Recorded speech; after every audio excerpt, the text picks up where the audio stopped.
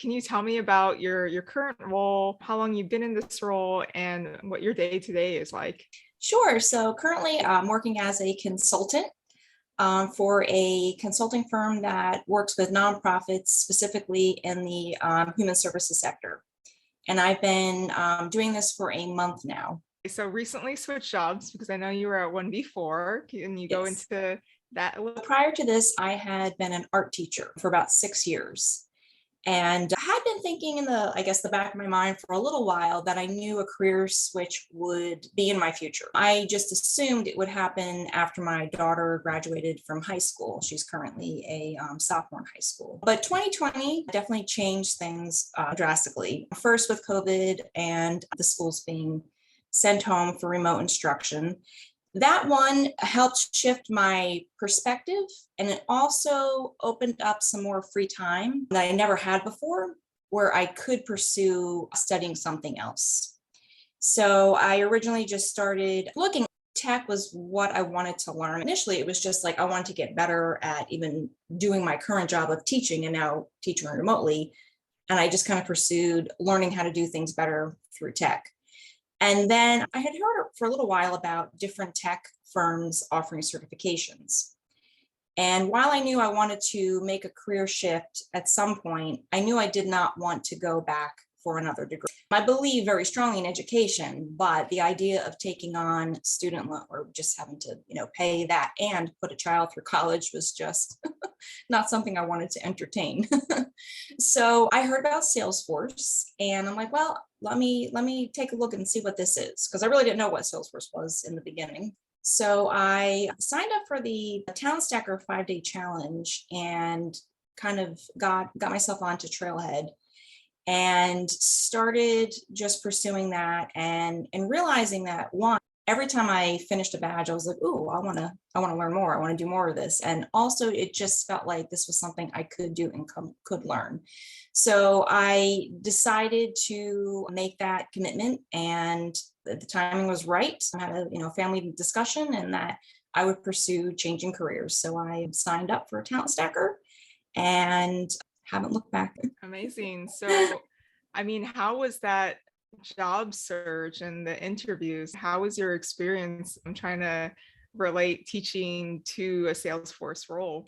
So in the beginning, I had a hard time with it just because I felt like I was transitioning from education to the business world, and I was trying to hide the fact that I was a teacher or downplay, or I wasn't bringing it to light. And over the course of time, I realized just how many skills teachers come with that are so transferable. We're really good at having to really work with many different clients, if you will, different students, but also, especially as an art teacher, different grade levels.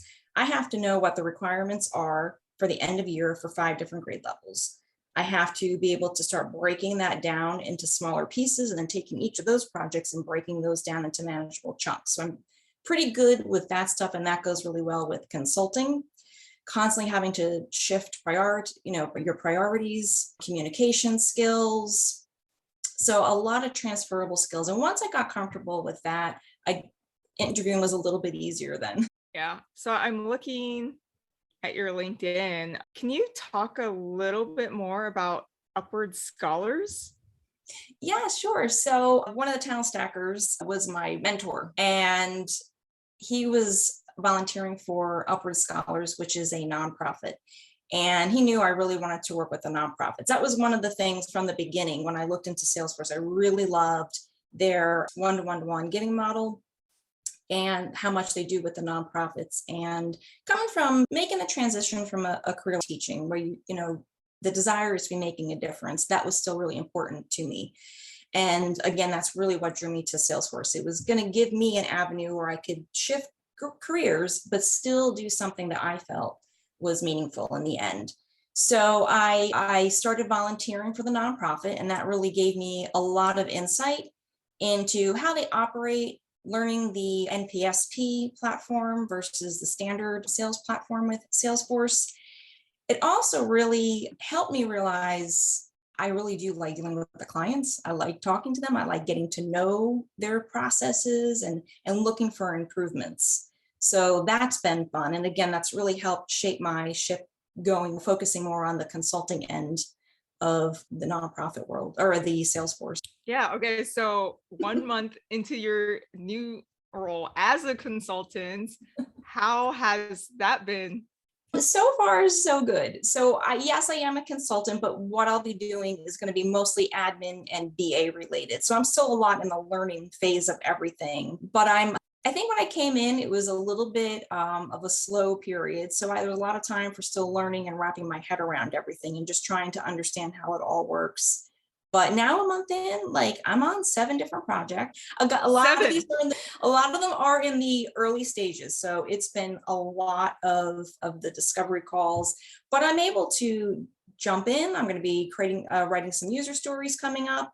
I've done some workflows on one of the projects. One of the projects I got added to, they're already going. It's been a really big project with all these different phases. And because I actually have some background through volunteering with the volunteers for Salesforce, they brought me onto that. So that's been a lot of I'm still trying to figure out all of what's gone on and help with that. So I am doing a little bit of admin building out and starting to prep for demo scripts. How does that work? Are you in contact with all 7 clients every day, every other day? No, so I'm on a team and the project manager is the one who's in constant contact with all the clients. So they'll just add events to my calendar. So whether it's attending the discovery session or attending a meeting regarding the client, because we'll do weekly meetings and check-ins to see how the project is going, any questions. And we use Slack a lot, so we communicate through Slack a lot. Do you feel like you're ready for it? I do. I like to kind of dive in and learn. And so it's just going to be, the nice thing is I'm working for a consulting agency that knows where I'm coming in at. I have a mentor there as well that I check in every week with, can ask questions to, and who happens to be the same project manager on many of the projects I'm on. So they are there to help as well. The staff is wonderful. I spent a lot of the first few weeks just meeting with different staff members and taking notes to who's really good with what. So if I have a formulas question, I'm gonna bug Keith. Or if I need help with a report, I'm gonna ask this person. And it's a really a nice team environment where everybody can kind of rely on each other and lean on each That is so smart what you did right there.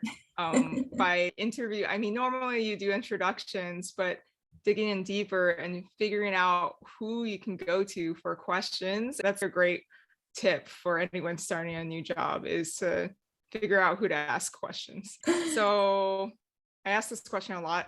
Any experience with imposter syndrome? Oh, sure. Yeah, without a doubt. I first of all, I've never considered myself to be very techy. So that was part of why I wanted to learn tech, was because I knew that it was something I was capable of doing that I just didn't have the opportunity to do or learn a lot. Prior to teaching, I had been a stay-at-home mom, and we all know how fast tech moves. And when you're out of the workforce for a period of time, I think sometimes you're like, oh, when you come back, tech has already advanced so much and you feel like you don't know it all. But it's usually all pretty easy to catch on and to learn.